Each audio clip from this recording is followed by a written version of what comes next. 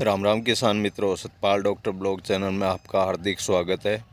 और आज अपन जिस विषय पर बातचीत करने वाले हैं वो है ज़मीन की गुणवत्ता के बारे में। आप चाहे कोई भी खेती करते हैं, जैविक करते हैं, चाहे रसायन वाली खेती करते हैं, कोई भी खेती करते हैं, अपने को ज़मीन के बारे में जानकारी होना सबसे पहले ज़रूरी होती है। जैसे ज़मीन के अंदर और पानी की जाँच, वो सबसे पहले ज़रूरी चीज़ें होती है। ज़मीन का जो पीएच मान है कितना है, वो पीएच मान कितना रहना चाहिए उसके बारे में, और पानी का जो होता है टीडीएस लेवल, उसके बारे में जानकारी होना सबसे पहले ज़रूरी होता है। ना कि आप ऐसे ही खेती करते रहें, अपने को ये नहीं पता होता ज़मीन में किन चीज़ों की आवश्यकता है। तो ना तो आप मिट्टी की जांच करवाते, ना आप पानी की जांच करवाते, वैसे आप यूरिया डीएपी पेस्टिसाइड दे के ज़मीनों को ख़राब करते जा रहे हैं। तो सबसे पहले जानकारी होना अपने को पहले ज़रूरी होता है। अपनी ज़मीन का जो पीएच मान है कितना है, और किन किन चीज़ों की इसमें आवश्यकता है, जैविक कार्बन इसमें कितना है, और इसमें किन चीज़ों की आवश्यकता है, वो सिर्फ जांच से ही पता लगता है। तो ज़मीन का जो पीएच मान है वो 6.5 से 7.5 के बीच में होना चाहिए। मिट्टी की जांच से पता लग जाता है, और ये भी पता लग जाता है इसमें किस चीज़ों की आवश्यकता है। तो इन चीज़ों का पहले जांच करवाना पहले ज़रूरी होता है। का जो दौर है, आप खाना खाते हैं चाहे कुछ भी करते हैं, अगर बिना गुणवत्ता के जो खा रहे हैं, जो बीमारियां इतनी ज़्यादा पनप रही है, वो यही कारण होता है क्योंकि अपने को अधूरा ज्ञान होता है।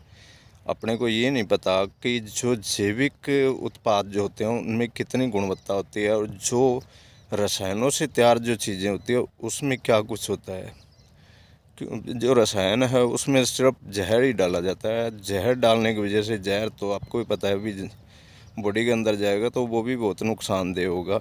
इसी तरह ज़मीन का जो होता है, ज़मीन के अंदर आप जैविक उत्पाद नहीं बटाते, रसायनों को ज़्यादा डालते हैं, तो ज़मीनों का लेवल भी इतना गिर गया है कि तरह तरह की बीमारियां, आप ये नहीं सोचते भी इसमें किन चीज़ों की आवश्यकता है। अगर जो भी कोई भी फसल का पौधा होता है, अगर उसके अंदर गुणवत्ता अच्छी है, उसमें अच्छी ग्रोथ के लिए सब कुछ है, तो उसमें इतने रसायन की आवश्यकता नहीं पड़ती जितना आप डाल रहे हैं। इसी तरह अब जो अपना खाना है, उस खाने में वो गुणवत्ता अगर है तो अपने को ये नहीं होता कि कभी अपने को मल्टीविटामिन लेने पड़े, कभी अपने को आयरन की कमी हो गई है, कभी अपना कैल्शियम शरीर से घट गया है, कभी अपने शरीर में यूरिया बढ़ गया है।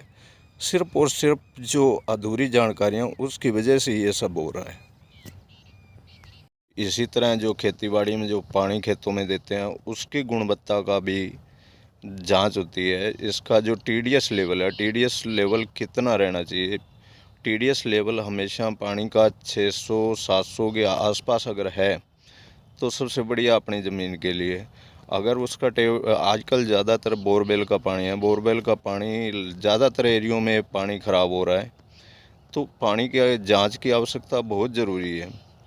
जो पानी का जो टीडीएस लेवल होता है वो आज आम खास जगह जगह आप देख रहे हैं, कहीं 2000 जा रहा है, कहीं 2500 जा रहा है, कहीं 1800 जा रहा है। तो इस लेवल का जो पानी होता है उसमें कोई गुणवत्ता नहीं होती, वो ज़मीन के लिए बहुत ही ख़तरनाक होता है। तो ऐसे पानी को जांच के लिए जांच ज़रूरी करवाना चाहिए। बिना जांच के पानी को, ऐसे पानी को इस्तेमाल करना फसलों के लिए बहुत ही ख़तरनाक होता है। तो पानी की जांच भी सबसे पहले ज़रूरी होती है। तो ये हो गई जांच पानी की। और ज़मीन की जांच भी इसी तरह होती है। ज़मीन की जांच, इसमें ज़्यादा से ज़्यादा कोशिश करें कि जैविक उत्पाद ज़्यादा बढ़ाएं, तभी ज़मीनों का सुधार हो सकेगा।